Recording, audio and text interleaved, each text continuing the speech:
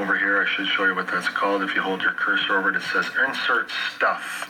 If you click Insert Stuff, you can insert all kinds of things, pictures, videos into your blog. So one of the ways to do this, if you have a YouTube video that you already have, you can include that, and you include the URL into here.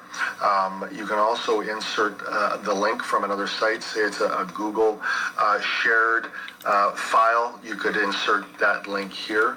And the other way to do it is if you have your video saved, for example, or file saved, you can click My Computer, and you can choose a file.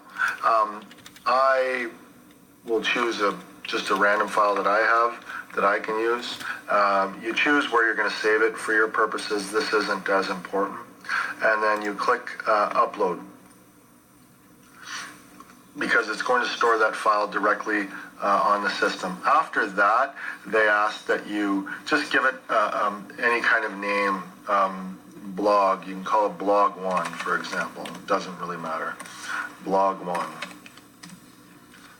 And then you can choose, you can leave it alone and just, you can see down here the preview. You can choose the width. I wouldn't go much above 600 or 700 for width, and lock aspect ratio just means that as you change the width, it's going to change the height as well.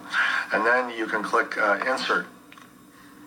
So here's my video here. It doesn't look like much at the moment, but when you actually save it or publish it, that video will appear.